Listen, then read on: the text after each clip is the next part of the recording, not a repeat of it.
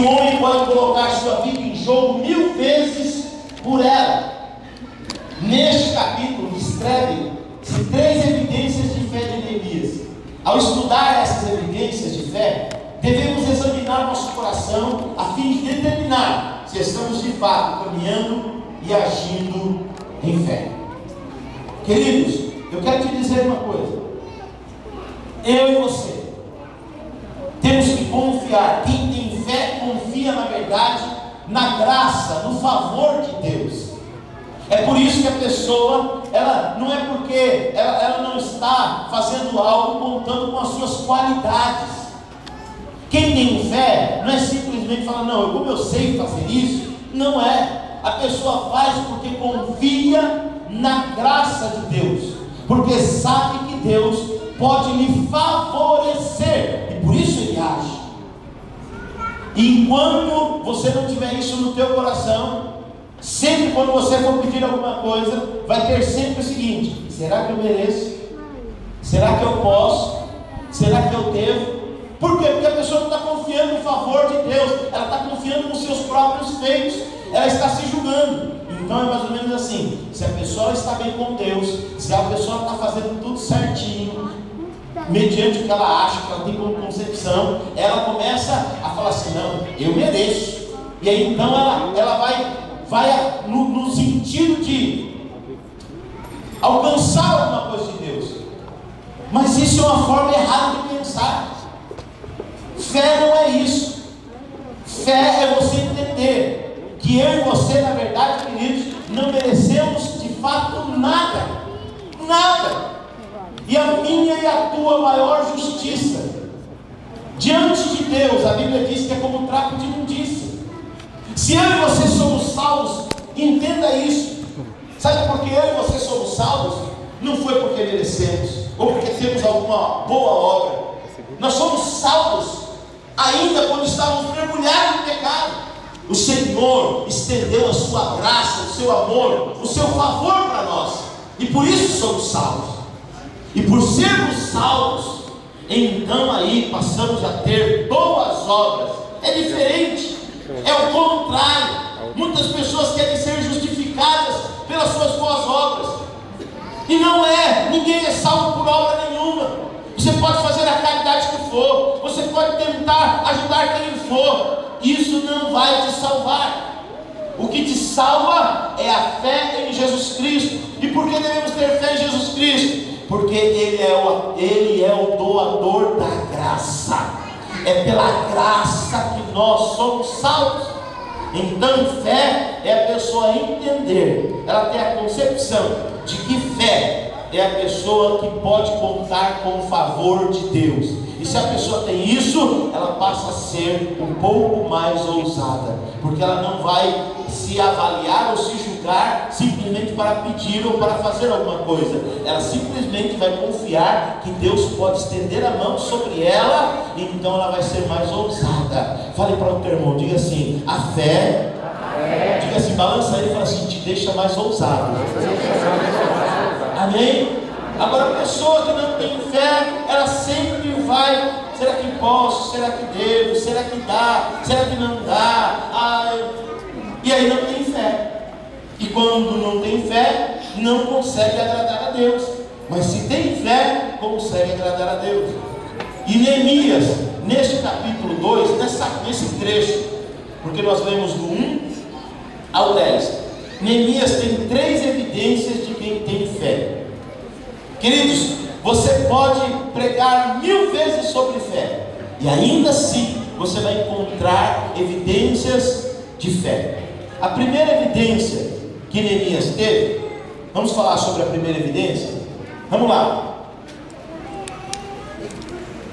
Primeira evidência de fé: teve fé para esperar. Olha para o teu irmão e fala assim, ó, quem tem fé? Fala para o teu irmão, fala assim, quem tem fé? Fala assim, sabe esperar. A primeira coisa de quem tem fé é que a pessoa diga assim, paciente. Nós temos que tomar o devido cuidado. Esperar é uma coisa, protelar é outra, Tem gente que tem um problema e protela, e ele fala que está esperando. Não está esperando, está protelando. Então tem duas coisas que tem que ficar muito bem definidas. Uma coisa é você esperar, e a outra coisa é você protelar. Deixe muito bem claro isso. Tem pessoas que estão confundindo, e aí pensa que está esperando. Eu estou esperando o Senhor. Você não está esperando o Senhor, você está protelando a resolver uma situação, e está colocando o nome disso de espera. Esperar é quando você tem um plano de ação e você entende que não é o momento de você agir. Isso é esperar. Você tem um plano de ação, você sabe o que você vai fazer, você já sabe o que você pediu para Deus, mas de repente não é o momento para você agir, é o momento para você aguardar em espera. Então, se você tem um plano, você sabe o que vai fazer, e você já regou isso em oração e jejum, como Neemias fez no capítulo 1, nós falamos ontem sobre isso. Então, se existe isso, então verdadeiramente você está esperando. Agora, se você não tem um plano, não sabe o que vai fazer, não sabe o que vai fazer, o problema está ali na sua cara, você não sabe como resolver, e você não está agindo, aí você não está esperando e nem tendo paciência. Na verdade, você está protelando. Aí a primeira coisa que você, se você está protelando, a primeira coisa que você precisa fazer é orar a Deus e pedir a Deus um plano de ação. Mas se você tem um plano de ação, então de fato você está aguardando em Deus. Neemias tinha um plano de ação. E aonde está isso, pastor? Nós vamos ler aqui. Versículo 1. Olha lá. No mês de... Que mês que era? Do 20º ano do rei Artaxerxes. Na hora de servir o vinho, olha, na hora de servir ao vinho, levei-o ao rei. Nunca antes eu tinha estado triste na presença dele. Então essa era a primeira vez, de todos os anos que ele estava servindo ao rei, era a primeira vez que ele se encontrava nessa situação. Versículo 2: Por isso o rei me perguntou: por que o teu rosto parece tão triste, se você não está doente? Essa tristeza só pode ser do coração. Com muito medo eu disse ao rei: que o rei viva para sempre. Como não estaria triste o meu rosto, se a cidade em que estão sepultados meus pais já está em ruínas, e as suas portas foram destruídas pelo fogo. Pastor, mas aonde está a espera aí? Sabe onde está a espera? Se você pegar no capítulo 1, no versículo 1 da sua Bíblia, Neemias, capítulo 1, versículo 1, qual era o mês que veio a notícia acerca das ruínas? Lá na tua Bíblia vai estar no mês do Quisleu, entre março e abril. Aqui está no mês de Nissan. Neemias esperou para falar com o rei, depois que recebeu a notícia acerca da ruína de Israel. Diga assim: 4 meses. Diga 4 meses. Ele ficou durante 4 meses. Olha só a fé que ele teve. Na paixão, nós já falamos ontem, mas aí ele se prontifica a fazer. Foi a última coisa que nós falamos ontem. Ele se prontificou, ele falou: eu vou fazer, eu vou edificar, eu sou um edificador, eu vou fazer a diferença. Mas aí, só que tem uma coisa: ele era copeiro do rei, ele não poderia sair a hora que ele quisesse, ele não poderia agir da forma que ele quisesse. Ele teria que ter sabedoria para agir. E o que ele fez? Diga assim: ficou 4 meses. Diga assim: orando. Diga assim: jejuando.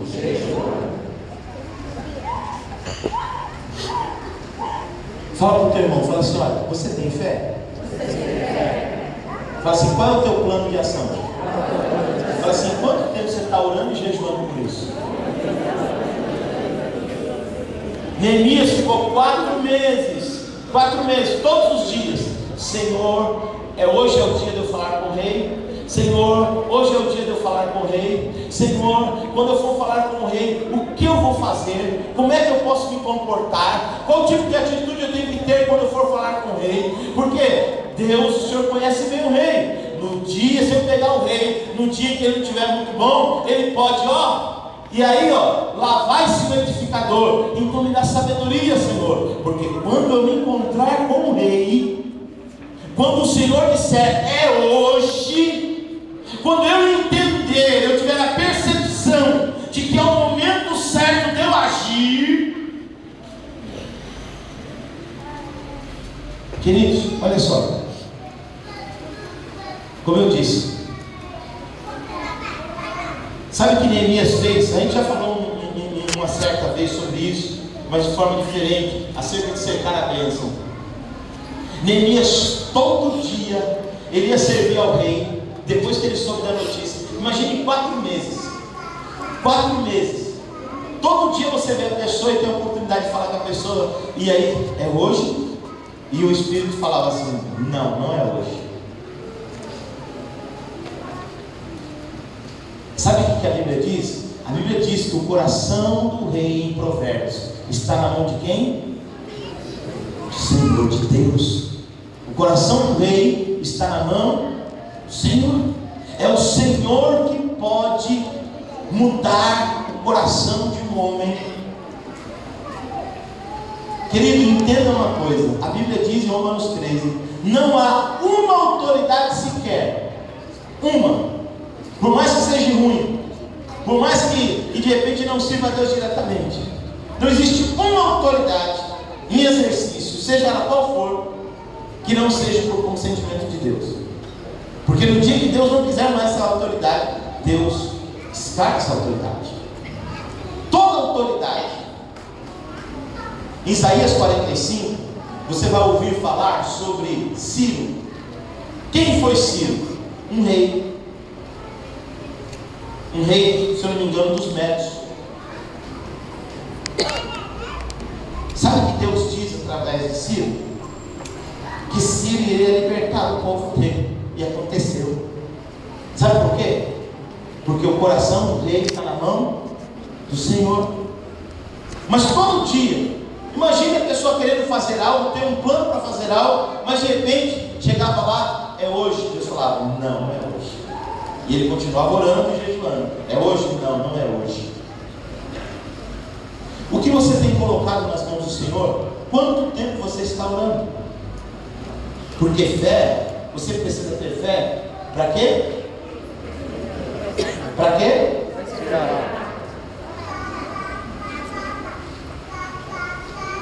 Neemias teve fé para esperar. Sabe por que tem gente que se dá mal? Às vezes é até a vontade de Deus abençoar, mas a pessoa faz na hora errada. Ela consulta a Deus e automaticamente já vai sair fazendo. Ela não consulta a Deus e espera de Deus uma resposta. Ela simplesmente: não, Deus está comigo, eu vou fazer. Não é bem assim não, queridos. Tudo que você for fazer, você deve colocar na mão de Deus. Mas você também deve esperar um aval do Senhor. O momento do Senhor dizer: sim, vai, faça. Não, não faça. É a hora? Não é a hora. E às vezes nós confundimos fé com pressa. E nem sempre a fé tem a ver com pressa. A fé tem a ver com confiança. Diga assim: espera. Tem a ver com confiança. Espera tem a ver com confiança. Quando você está esperando no Senhor, sabe o que você está fazendo? Você está exercendo a sua confiança nele. Eu estou confiando hoje, eu estou confiando amanhã, depois de amanhã, daqui a 5 dias, daqui a 10 dias, daqui a 15 dias, daqui a 1 mês, daqui a 2 meses, e Deus vai sondar o meu coração e vai ver que o meu coração continua firme nele. Por isso o salmista Davi, no Salmo 40, ele diz: esperei confiadamente no Senhor, e ele satisfazeu o desejo do meu coração. Ele tirou o meu pé de um lago escorregadio de lodo e firmou os meus passos sobre a rocha. Querido, quando você está esperando, você deve estar exercendo a confiança. Se Deus disse para você que Ele vai fazer, se Deus disse para você que Ele vai realizar, você deve esperar com confiança. Mas a maneira que você deve esperar é confiando no Senhor. Ficar balançando, você não vai dormir. E Neemias fez isso. Confiou no Senhor esses 4 meses, até que Deus disse para ele: Neemias, é hoje. E quando Deus disse para Neemias, é hoje, o que Neemias fez? Ele falou: opa, eu já sei o que eu vou fazer. Ele sempre serviu ao rei com alegria, mas nesse dia especificamente, ele fez questão de fazer uma cara triste, de pidão. Ficou com a cara triste, abatido. E eu falei: o que aconteceu, Neemias? Durante todo esse tempo você me serviu e nunca esteve triste. E você não está nem doente. Isso só pode ser tristeza do coração. Irmão, alguém aqui já montou uma ratoeira e ficou olhando o rato pegar o queijo? Neemias montou a ratoeira para o rei. Neemias foi lá e falou assim: eu sei exatamente como eu vou fazer. Pegou, porque ele tinha um plano. Por isso que eu estou falando que quem espera no Senhor deve esperar com um plano. Ele tinha um plano, ele sempre serviu o rei da melhor forma possível, com excelência. Mas neste dia, ele serviu com excelência, porém não com alegria, ele serviu com tristeza. E o rei notou isso, e era a deixa, era o queijo que o rei tinha que morder. Quando o rei perguntou que isso, você não está doente, isso só pode ser tristeza no coração, ele quase riu, mas ele falou: não, eu preciso pegar ele direitinho. Por isso o rei perguntou: por que o seu rosto parece tão triste se você não está doente? Essa tristeza só pode ser do coração.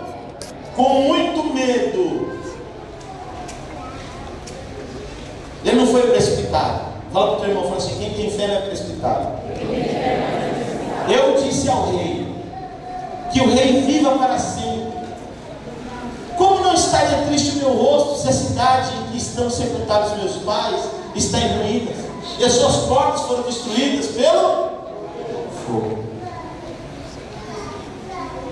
Aqui ele coloca diante de Neemias. Diga assim: quem tem fé? Diga assim: quem tem fé? Diga assim: espera. Diga: quem tem fé? Diga assim: tem um plano. Diga assim: quem tem fé? Diga: quem tem fé? Quem tem fé? Não se precipite.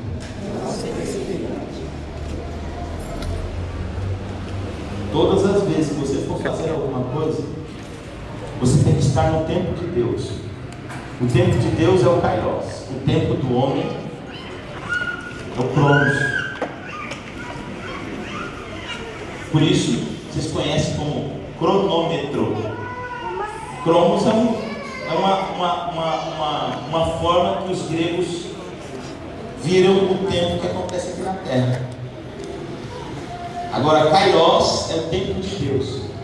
Agora, o tempo de Deus pode se tornar o meu e o seu tempo quando eu e você nos colocamos na presença de Deus. Falamos: é hoje, não é hoje, é hoje, não é hoje, é hoje, não é hoje, é esse, não é esse, é esse, não é esse. E aí, quando você está no tempo de Deus, se Deus falar assim: ó, é hoje e é esse, você pode ir que não vai ter erro, vai ser bênção. Mas se você agir de maneira precipitada, sabe o que acontece? Você pega um antes ou um depois. Você foge do tempo de Deus e você perde a oportunidade dos céus na sua vida.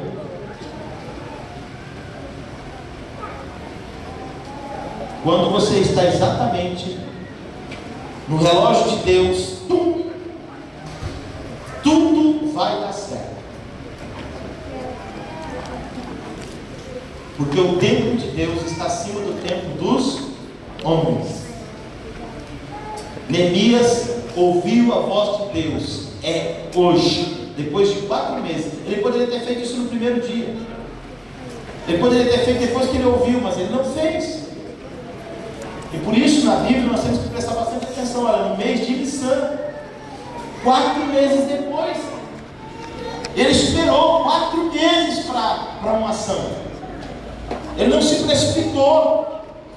Então diga assim: teve fé para esperar.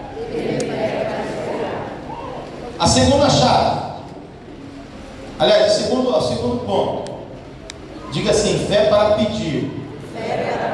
Diga: fé para pedir. Olha o que está escrito aí. O rei me disse: o que você gostaria de pedir?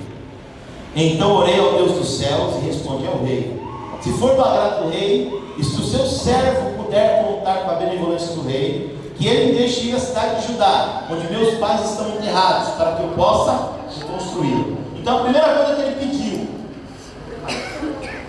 você tem que aprender a pedir. Quem tem fé sabe pedir. Quem não sabe pedir não recebe nada de Deus. A Bíblia diz isso: pedi e não recebeste, porque não soube pedir. Quem tem fé tem que saber pedir. Se você não sabe pedir, você coloca os pés pelas mãos. Tem que saber pedir. Primeira coisa, teve fé para esperar. Segundo, teve fé para pedir e saber pedir. Dependendo de como você pede, você não vai ter. Mas dependendo da maneira que você pede, você vai receber. A forma que você pede é a forma que expressa também a sua fé.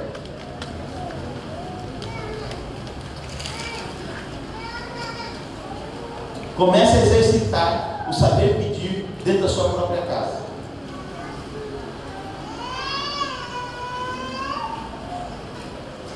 Mulher, faz comida aí. Ela vai fazer uma bororó. Ela vai colocar no prato assim, ó. Sabe que nem aqueles desenhos, aqueles filmes de cadeia? Aí. Come aí. Porque eu sou de quê?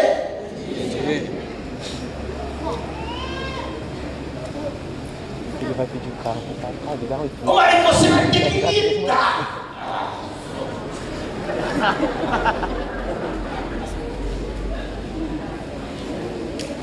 Você vai ver contigo. Porque não sabe o quê? Tem que saber.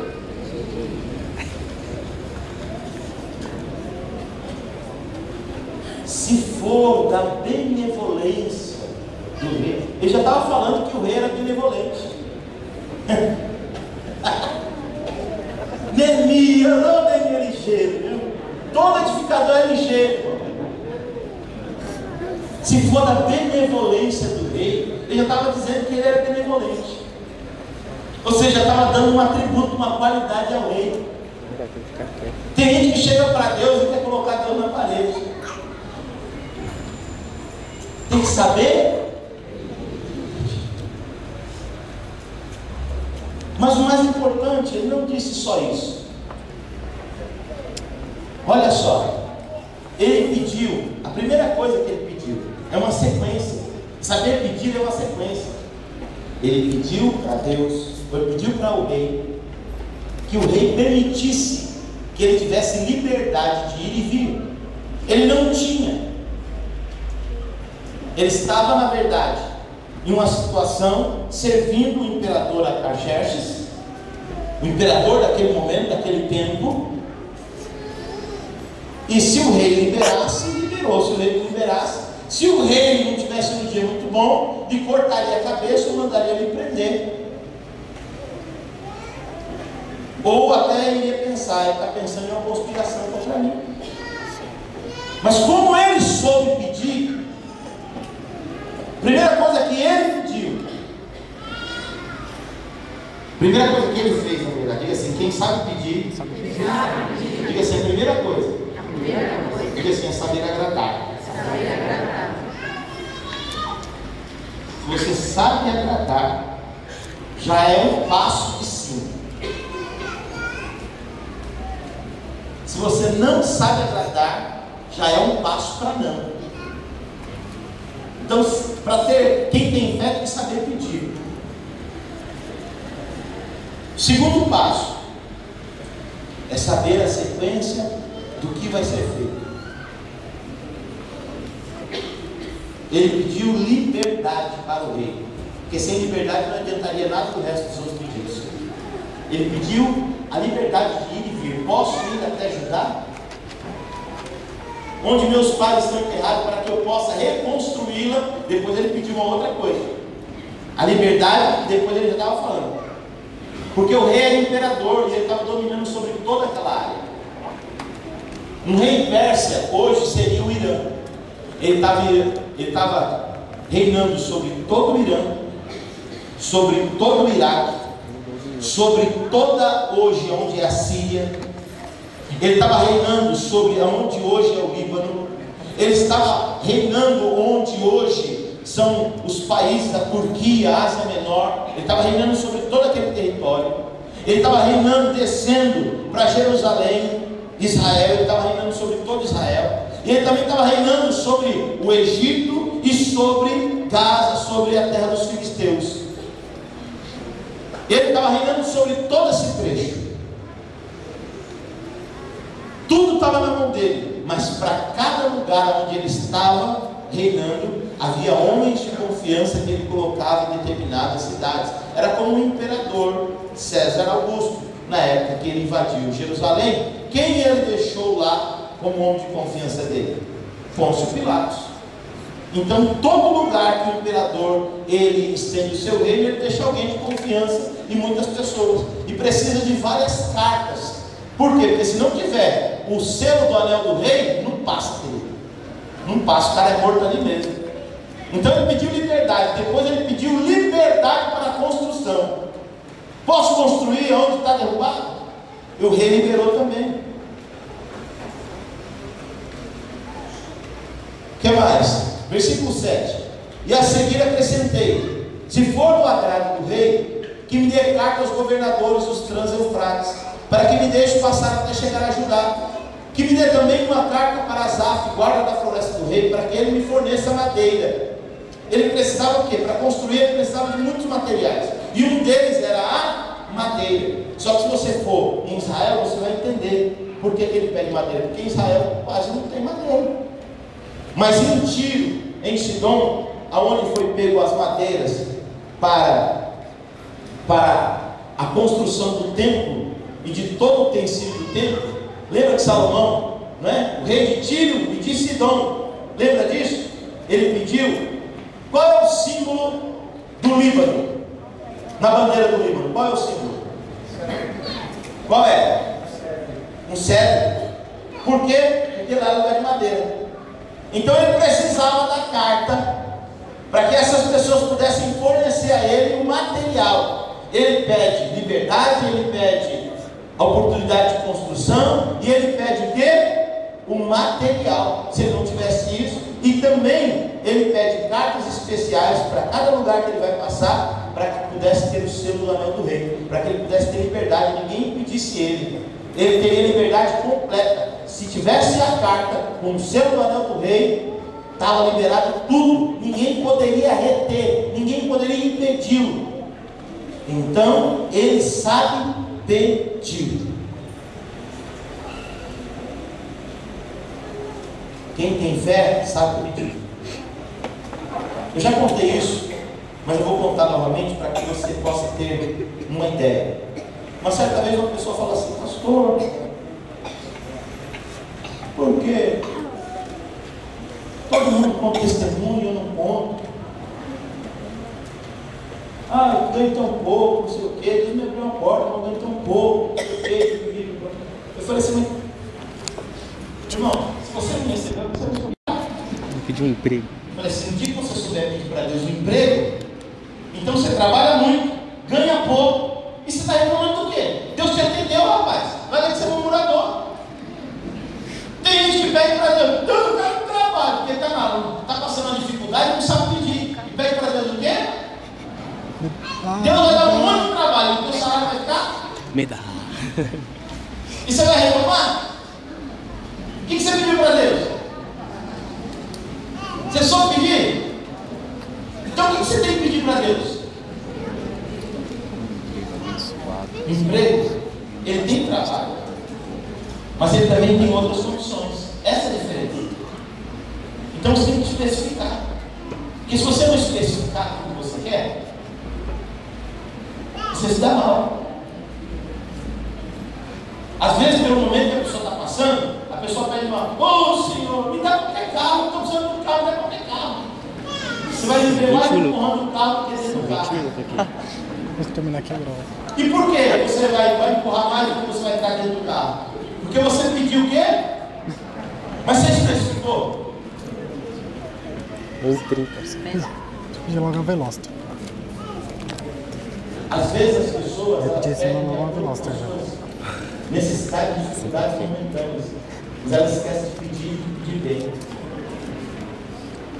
Ah, Senhor, eu quero casar. Aí o primeiro que aparece.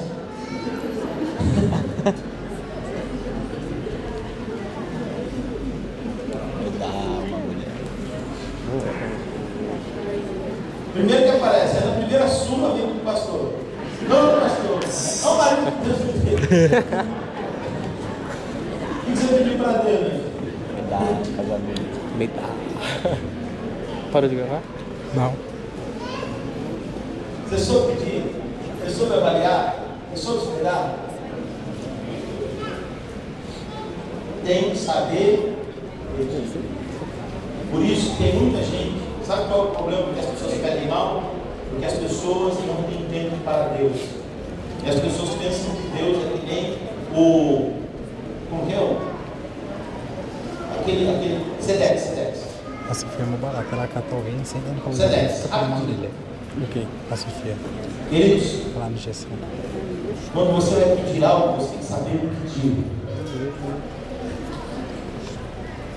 Você tem que saber pedir. Saber exatamente o que você quer.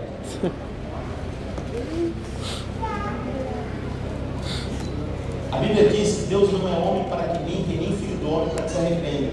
Mas tem gente que está tratando Deus como se fosse um homem. Por quê? Porque não sabe pedir. Não avalia.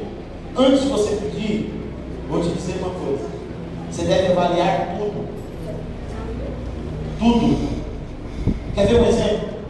Às vezes a pessoa fala: então eu já sei como pedir. Eu pedi um carro zero. Mas você já avaliou o IPVA? Você já avaliou o seguro? Não, Deus vai guardar. Nessa de Deus vai guardar, escute bem. Um pastor amigo meu, o nome dele é Ronaldo. Ele comprou um Fiat Uno novo, pastor, zero. Quando nós conversamos com ele, o pastor colocou no seguro. Não, Deus guarda. Toma. Deu uma semana e levaram o carro embora. Até hoje ele está pagando a parcela do carro. Não. É Deus. Por quê? Porque a pessoa não avalia nada que pede.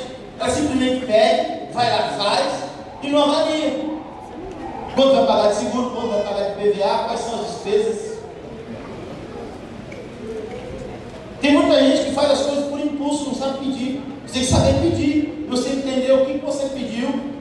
Você tem que avaliar. Mas as pessoas não avaliam. Sabe por que tem muito casamento que não está certo? Porque a pessoa quer continuar tendo uma vida de solteiro e sendo casado. Não vai dar certo. Quem vai casar tem que avaliar. Calma aí. Se eu casar, olha, perdi o toque da mamãe. Aí ferrou. Porque senão o cara vai querer casar com a mãe dele. Perder a moleza da mamãe. Perder a moleza em casa. Vai ficar solteiro, mano. Quem é minha mãe? Ô, seu trouxa, eu não sou sua mãe, deu pra perceber? Melhor ficar solteiro mesmo, viu? Ou senão, mas você nem com o papai.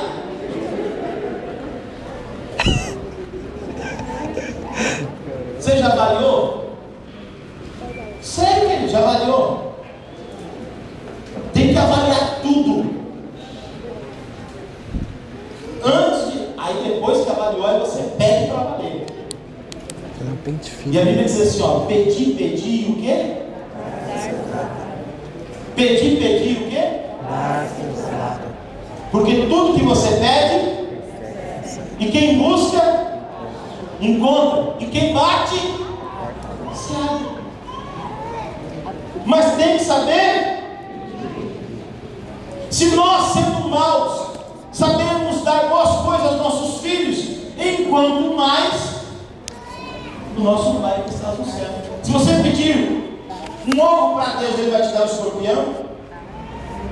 Não, Ele disse que não. Se você pedir pão, Ele vai lhe dar uma serpente? Lógico que não. Deus, Ele está pronto para estender as mãos e nos abençoar, porque Ele tem o prazer de abençoar os seus filhos. Mas eu e você temos que saber pedir, temos que aprender a avaliar as coisas, e temos que saber que Deus, Ele é Deus e que nós somos seres humanos. Não podemos tratar Deus como se trata um ser humano.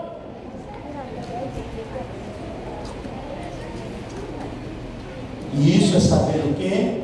Avaliar as coisas. Saber avaliar as coisas. Diga assim, quem sabe, quem tem fé? Quem tem fé? Diga assim, sabe pedir. Sabe pedir. Versículo 8. Que me dê também uma carta para Asaf, guarda na floresta do rei, para que ele me forneça madeira para as vigas das portas da cidadela, e que fica junto ao templo, do muro da cidade, da residência que irei ocupar. Visto que a bondosa mão de Deus estava sobre mim, o rei atendeu os meus pedidos. Uma outra coisa. Vocês lembram uma outra perguntinha que o rei fez? Quem falou quanto tempo? Quanto tempo? Meu irmão,